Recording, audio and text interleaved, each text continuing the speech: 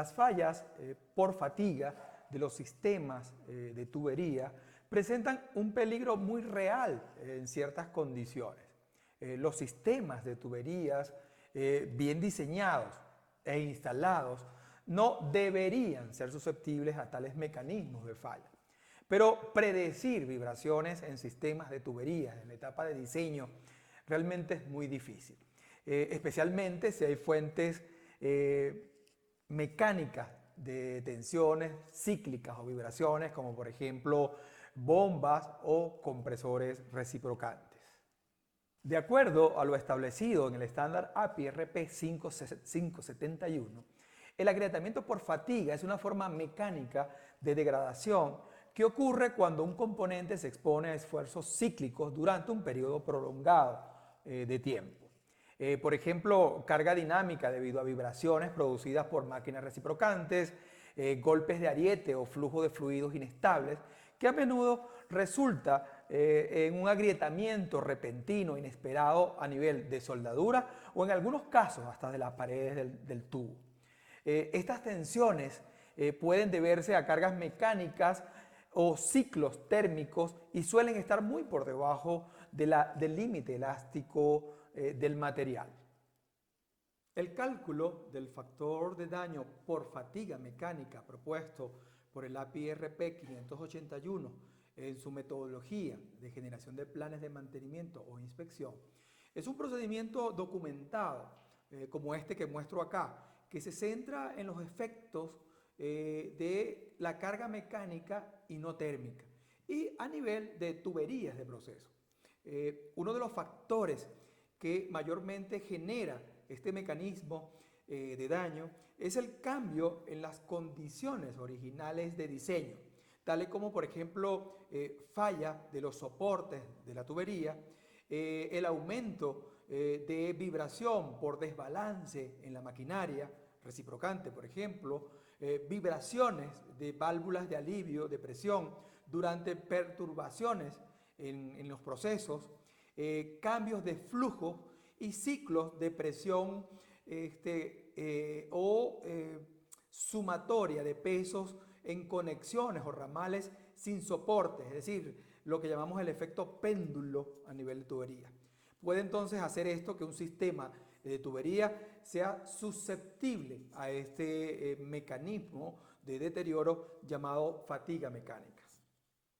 Para evaluar la susceptibilidad de nuestros equipos y determinar el nivel de afectación de nuestros sistemas por este mecanismo de deterioro, la metodología de inspección basada en riesgo propuesta por el API RP 581 requiere de cierta información para poder establecer este cálculo. En primera instancia, establece tres grandes escenarios, es decir, la ocurrencia de fallas previas por fatiga en el sistema de tubería o en sistemas similares ya es un indicador de una alta susceptibilidad de tu equipo a padecer el mecanismo.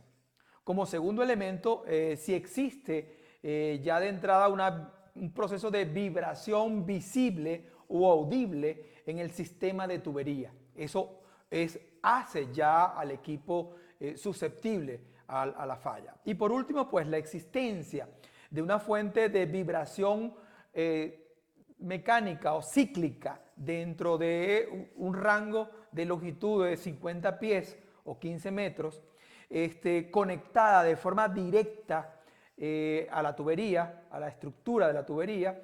Entonces, por ejemplo, válvulas de control, compresores reciprocantes, bombas reciprocantes, ya esto hace que realmente el sistema de tubería interconectado a este proceso sea susceptible.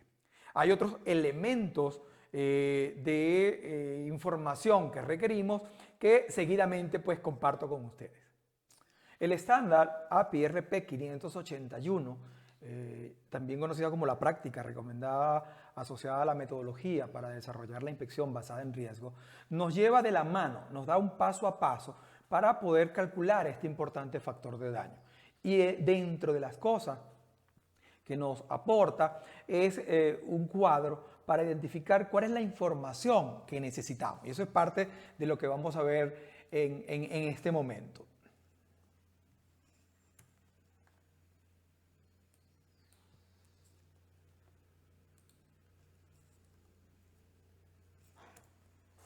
Acá, seguidamente, vamos a conocer realmente cuáles son los elementos que debemos tomar en cuenta para hacer el cálculo del factor de daño de fatiga mecánica. Entonces, hay un alcance, hay una descripción del daño, hay unos criterios que se deben cumplir para poder calcular este factor y, muy importante, en esta tabla nos plantea cuál es la data requerida para poder hacer este cálculo, para poder obtener un número de este proceso. En ese sentido, pues, nos vamos directamente a la tabla que nos plantea el estándar y aquí, pues, podemos ver en detalle cada una de la información. Primero, necesitamos, si han existido fallas previas por fatiga, ¿ok?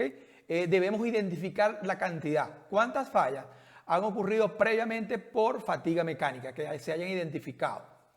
Debemos clasificar la severidad de la vibración, si es un menor, moderada o severa. ¿Cuándo saber si es moderada, menor o severa? Porque es un término cualitativo. Pues aquí la norma nos da unos elementos para poder clasificar la vibración existente.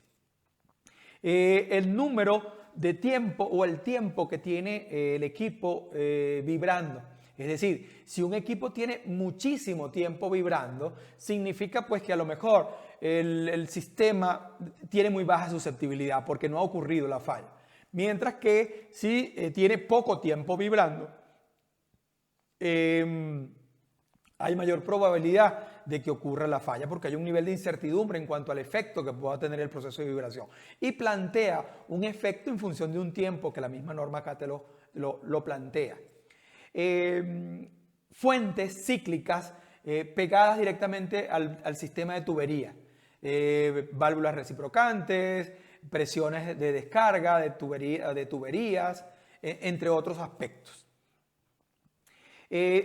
Otro aspecto importante que el sistema te pide que debemos ubicar como información es que si han ocurrido fallas, ¿qué tipo de acciones se han implementado? Es decir, se han hecho estudios asociados desde el punto de vista de ingeniería, estudios de formación, estudios de soportería. ¿Qué se ha hecho para corregir la vibración? O simplemente lo que se hizo fue soldar nuevamente y continuar. Todos esos elementos tienen un efecto bien importante en el cálculo del factor de daño. Otro aspecto importante es la complejidad de los ramales de tubería. Entonces, ahí, dependiendo de la cantidad y de la complejidad del ramal, hay un efecto que incrementa la susceptibilidad. Otro aspecto importante es el tipo de junta y el diseño del ramal. Es decir, si son tipos 3-LED, socket well, ¿qué tipo de diseño de junta tenemos? Y por último, pues la condición asociada a los soportes de la tubería. Eso es un elemento bien importante. Entonces, en función de esto, pues tenemos ya toda la información necesaria para calcular el factor de daño. Seguidamente vamos entonces a conocer paso a paso el flujograma o paso a paso la misma norma nos establece un flujograma donde establece cuál es el paso 1, paso 2, paso 3 hasta el paso 6 para convertir la susceptibilidad en un número y en función de esto poder ver cuánto está afectado mi equipo por el factor de daño de fatiga mecánica. Te invito a seguir mi curso Gestión de Planes de Inspección Basados en Riesgo para ayudarte, para enseñarte el paso a paso para el cálculo de este importante factor de daño que afecta nuestros equipos.